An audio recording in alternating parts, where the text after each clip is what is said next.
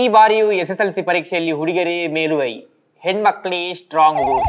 ಹೌದಪ್ಪ, ಹೆಣ್ಮಕ್ಳೇ strong, boys ಎಲ್ಲ ಇನ್ನು ಪ್ರೀಮಿಯಂ ಅಲ್ಲೇ ಇದ್ದಾರೆ. ನಮಸ್ಕಾರ. ನಮಸ್ಕಾರ.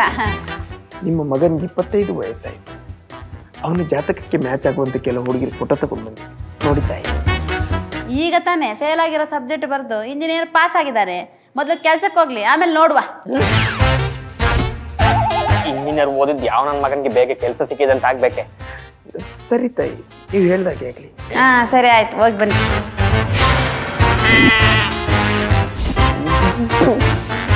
ಈ 3 ವರ್ಷ ಇಂಜಿನಿಯರಿಂಗ್ ಓದೋ ಬದಲು 30 ದಿನದಲ್ಲಿ ಪಾನಿಪುರಿ ಮಾಡೋದನ್ನ ಕಲೀರಂತ ಕೋರ್ಸ್ ಮಾಡಿದ್ರೆ ತಿಂಗಳಿಗೆ 1 ಲಕ್ಷ ಅದು ದುಡಿತಾ ಇದ್ದೆ.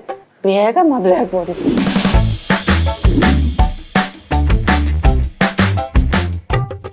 ಅಮ್ಮ ಹೇಗಿದ್ದೀರಾ? ಆರಾಮಿದ್ದೀರಾ? ಪುನಃ ಬಂದ್ರಾ?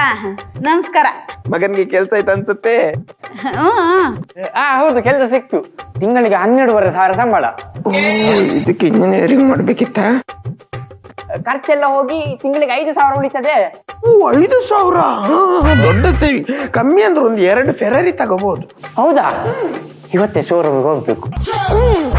ಅಮ್ಮ, ನಾನು ಲಾಸ್ಟ್ ಟೈಮ್ ಹೇಳ್ದಾಗೆ ನಿಮ್ ಮಗನ ಜಾತಕಕ್ಕೆ ಮ್ಯಾಚ್ ಆಗುವಂತ ಕೆಲವು ಹುಡುಗಿರ ಫೋಟೋ ತಂದಿದ್ದೀನಿ, ನೋಡಿ.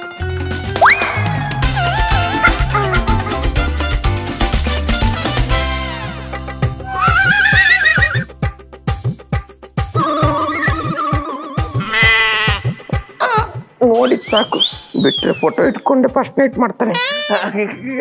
ಅಮ್ಮ, ನೀವು ನೋಡಿ ನಿಮ್ಮ ಸೊಸೆ ಹೇಗಿರ್ಬೇಕಂತ ಸೆಲೆಕ್ಟ್ ಮಾಡಿ. ಇರ್ಲಿ ಇರ್ಲಿ, ಈಗ ತಾನೇ ಕೆಲ್ಸಕ್ಕೆ ಸೇರ್ಕೊಂಡಿದ್ದಾನೆ.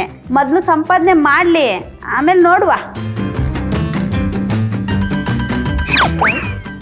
ಸರಿ ತಾಯಿ, ನೀವು ಹೇಳ್ದಾಗೆ ಆಗ್ಲಿ.